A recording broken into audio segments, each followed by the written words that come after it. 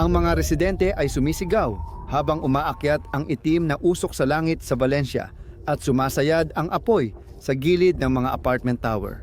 Nasunog ng todo ang Marangyang complex at maraming namatay, kabilang ang 2 linggong sanggol. Mas nakakatakot dahil maaari pa itong mangyari sa iba pang matataas na gusali, kaya mas dadami ang patibong ng kamatayan. Maaaring naiwasan ang trahedyang ito sa maraming pagkakataon, simula pa lang sa konstruksyon. Sa real estate boom ng Espanya noong 2000, ang mga tore ng Valencia ay simbolo ng makabagong pamumuhay. Matayog sa kalangitan, pinagdugtong ng kapansin-pansing glass elevator ang 2 tore. Dito nanirahan ang humigit kumulang 450 residente sa 138 unit. Masigla ang mga ibabang palapag na nagbibigay buhay at alindog sa lungsod bilang sentro ng negosyo. Gayunpaman, natapos ang mga gusaling ito bago ipatupad ang mga bagong, mas mahigpit na regulasyon sa kaligtasan laban sa sunog, kaya't lumana ang kanilang mga panuntunan sa kaligtasan. Ito ang pinakamalaking depekto sa disenyo. Gumamit ang developer ng aluminum composite para gawing moderno at magara ang labas ng gusali. Pero kahit pumasa sa mga paunang inspeksyon, ang mga tore ay parang mga bomba na anumang oras pwedeng sumabog. Ang unang palatandaan ng apoy ay nakita bandang 5:30 ng hapon sa kaliwang bahagi ng gusali. Mabilis na lumaki ang maliit na insidenteng ito at naging sunog. Sa ilang minuto, kumalat ito sa taas ng gusali at iba pang apartment. Pagsapit ng 5:50, umabot na ang mga apoy sa harapan sa pagitan ng ikatlo at pinakataas na palapag, at ang matinding init ay nagbasag ng mga bintana. Dahil dito, nakapasok ang apoy sa mga bahay na may madaling magliyab na kasangkapan at sahig na kahoy. Agad naging malinaw na hindi ito isang karaniwang sunog. Dumating ang mga bumbero sa lugar ng matinding apoy. Ayon sa protocol, pinayuhan ng mga emergency services ang mga residente sa mga itaas na palapag na manatili sa kanilang mga unit, sa pag-aakalang ligtas sila sa kanilang mga sariling apartment. Pero iba ang sunog na ito. Dahil sa madaling magliyab ng mga panel sa labas ng gusali, mabilis at di inaasahan ang pagkalat ng apoy sa bawat palapag. Nagulat ang mga tao sa loob, nagmamadaling lumikas. Hinarap ng mga bumbero ang hangin na 40 milya kada oras na nagpalaganap ng apoy sa gusali at naglimita sa abot ng kanilang hose. Maraming tao ang natrap sa kanilang mga apartment, hindi makalabas dahil sa mga pasilyong puno ng usok. Iniligtas isa-isa ang mga survivor mula sa mababang palapag o tumalon sila sa inflatable na banig sa ibaba. Gamit ang mga crane, nakatutok na ang mga rumesponde sa pag-access ng ika-6 at ika-7 palapag para marating ang mga natrap na residente. Pagdating ng 6:00 ng gabi, lumipat ang apoy sa katabing tore at mabilis na kumalat, nagdulot ng matinding pangamba. Lumaki ang apoy, kaya nagpanik at natakot ang lahat. Ang mga residenteng di agad nakatakas ay nagpunta sa balkonahe at kumaway ng ilaw para humingi ng tulong sa mga tagapagligtas. Halos kalahating oras matapos magsimula ang sunog, nilamon nito ang buong itaas na palapag ng pangalawang gusali.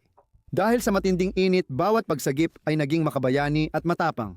Naipit sa balkonahe, hinarap ng batang magkasintahan ang papalapit na apoy nang walang paraan ng pagtakas.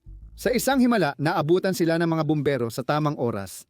Iniligtas sila mula sa nagngangalit na apoy. Habang halos buong gusali ay nilalamon na ng apoy, umatras ang ilang tagapagligtas sa huling sandali.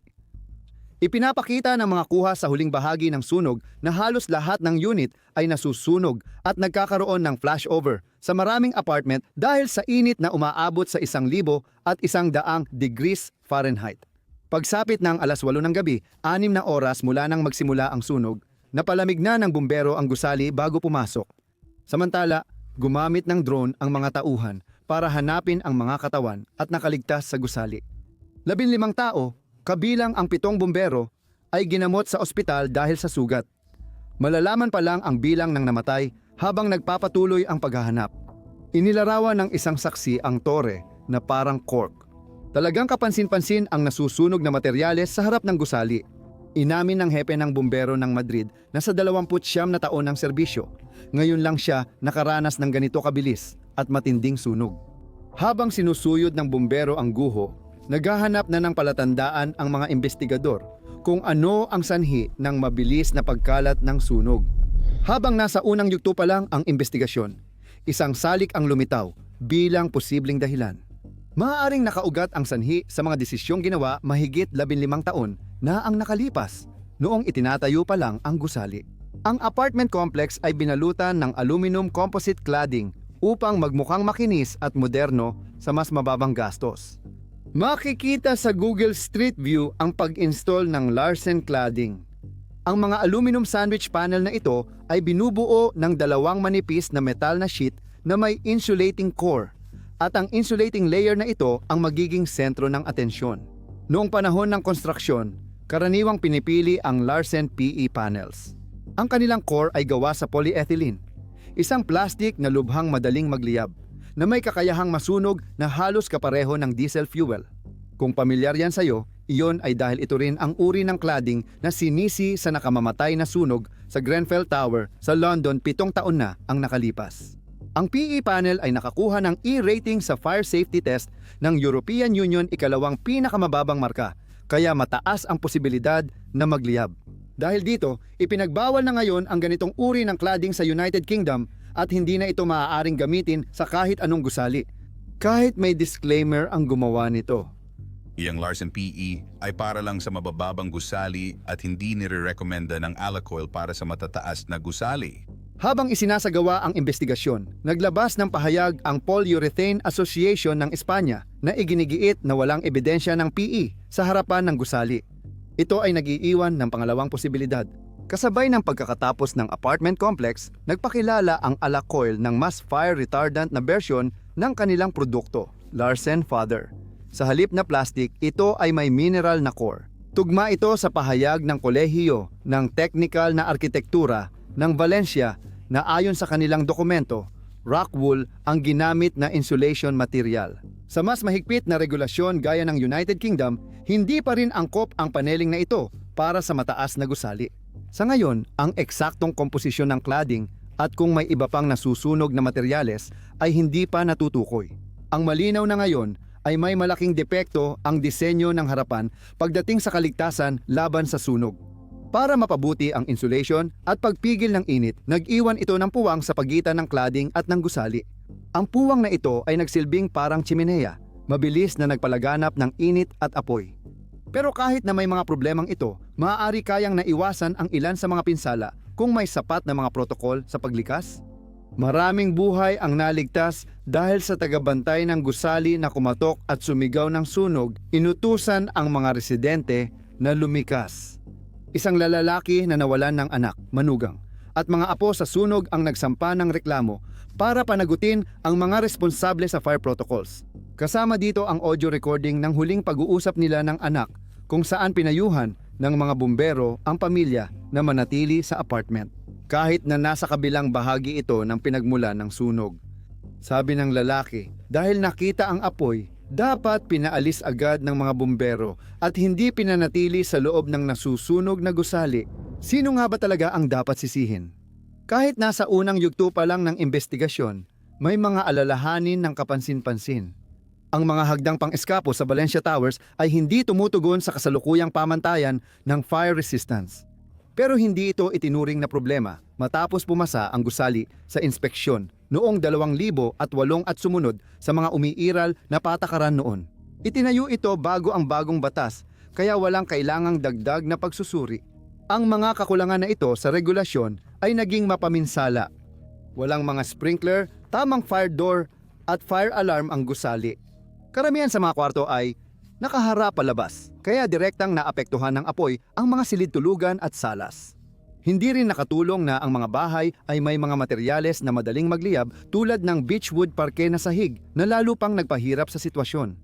Sa kabila ng mga babala, gaya ng Grenfell Tower, pinayagan pa rin ng luma at mahihinang regulasyon ang paggamit ng madaling magliyab na materyales. Mas pinili ang pagtitipid kaysa kaligtasan sa sunog.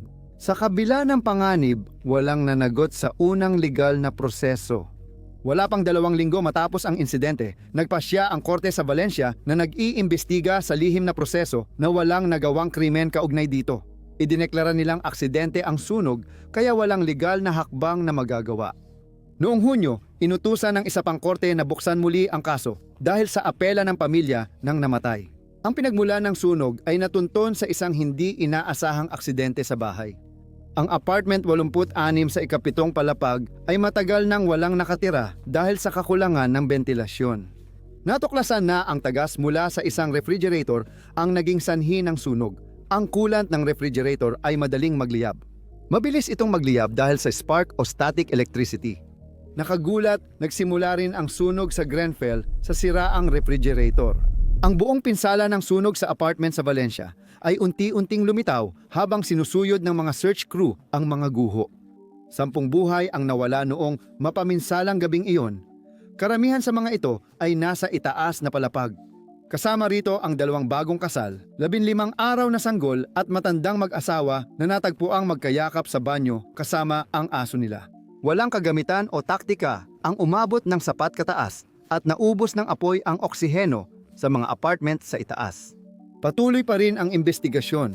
Panoorin ang susunod na episode na ito. Kung nagustuhan mo ang video, paki-like at magkomento para suportahan ang channel.